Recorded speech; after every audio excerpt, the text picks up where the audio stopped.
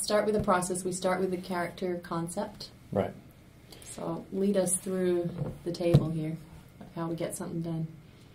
Well, it sort of starts with what character we need for like the first iteration of what we're going to release, which is the hangar. So right now it's concentrating on the main character for the hangar.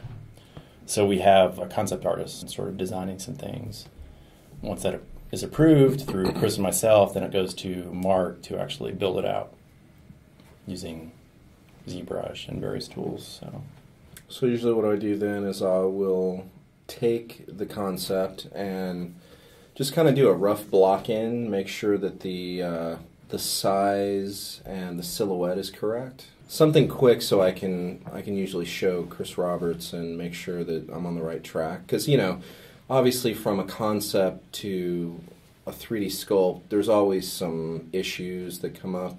Like for some of the stuff, I had to like reduce the chest plate a little bit so he had a little more mobility, you know, in the arms, which I talked to Brian about, you know, beforehand to make sure that everything is, that what I'm guessing at is true.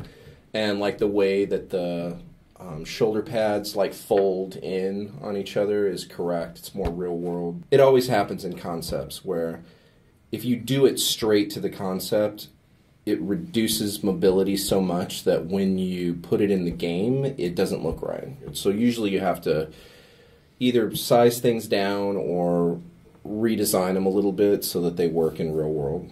So there's a lot of testing back and forth between what he's designing or building and Brian as far as like what's, you know, capable of like movement and stuff. So how do you do that part, Brian? Is that motion capture? Okay, so the kind of the full process. There are a lot of technical requirements to making sure a character works in game, and one of them is to make sure that the character Mark is building is fitting our skeleton. We have a skeleton that we went back and forth on with the character, our base character, which we've already seen released, and kind of figured out where all our joint placement needs to be.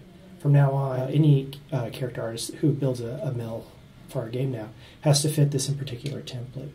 And yeah, there is a lot of back and forth between Mark and myself. And, will this in particular piece of armor work? Will this spacesuit work? How do these tubes that are running along the spacesuit need to be built properly to animate properly? So there's a lot of thought process that goes into technically making these in particular spacesuits work. We can't get away with things in video games that we can get away with in movies. It's you know, sometimes you can fake something to make that shot look proper. Video games, it has to look good all the time.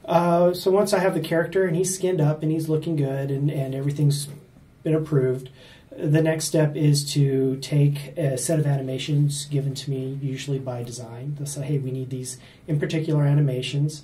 I then look at those animations and determine, is this an animation that should be hand-keyed, where I go in there by hand and hand-key whatever it happens to be? Or is this something that we can capture quickly and easily with motion capture? If it's motion capture, then we go out and we shoot it and edit it, put it on our character, make sure that, again, there's animation is probably one of the more technical sides of art development for a game. And then how much of that interacts with Chris? So obviously if you have your character, he's got to fit inside the cockpit, correct? I mean, all of that has to be... That is actually something I'm really, really happy about on this game. And I love the fact that being on the ground floor at this game, we were able to do something that I actually haven't been able to do in a game ever, and which is I made a little proxy character with a little blocked out cockpit to figure out, here's the different kind of control schemes, here's where all the panels can be that a character can actually reach. I then made a little proxy file and I handed it off to Chris, and he's able to pop that right in, move it around wherever he wants in his scene, and line up all of his controls. Yeah. Now this doesn't take into effect that there's like alien races that are going to have completely different sets of like animations and ships. Once we get an alien species like the Vandul, who's you know, much taller than a human, do the same thing. We'll get him in. We'll get him in the proper positions, and I'll hand that off and let the whoever's modeling the ship pop that in and customize their cockpit to fit the character, as opposed to having the character fit the cockpit. I can't tell you how many games I've worked on where I'm handed a model and the character's feet go through the floorboard of the Jeep or whatever it happens to be, and then there's a lot of back and forth. It's going to be interesting because the idea is eventually we're going to be able to like have a human be able to fly like a Van Duel type ship. So there's going to be a big thought process as far as like customization and because of the size difference between the Van Duel and the human, you know, how you need to retrofit that ship to be able to fly it. So.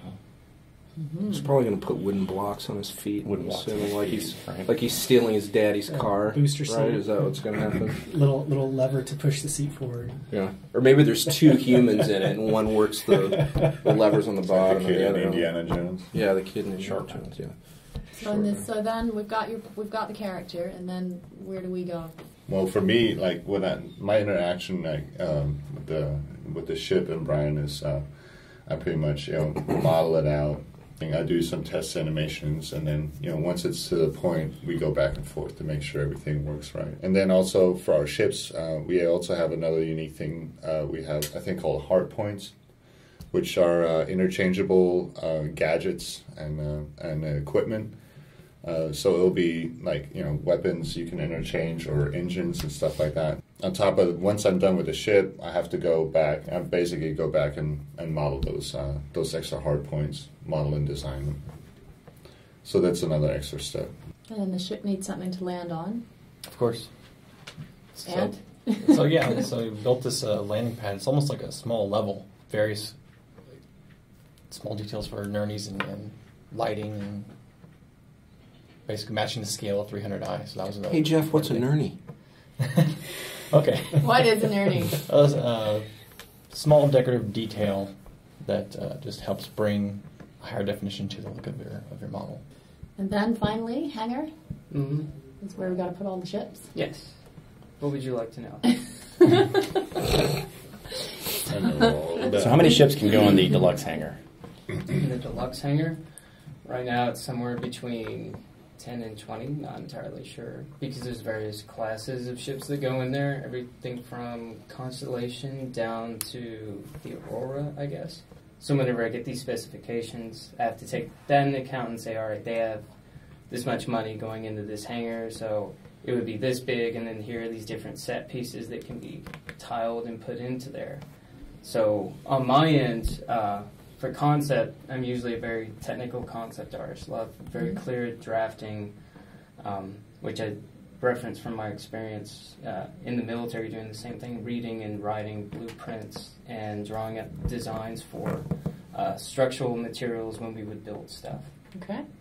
And then decorations for the hangar. That's not you as well, right? That is me. Oh, that's you too. Cool. So then I have to go to the programmers to work out how the rest of it works. You guys make it all make it look good, and then you got to work out. We don't do no programming. We eliminate programming. Sorry, ain't us. All right. We just make things purty. Do we have programmers? I think we do. Thanks, everybody. So this is how the artists do their work, and how the ships look, and the characters look, and the hangar's going to look, and the landing pad. And then later on, we're going to have how the programmers actually make things happen in the engine.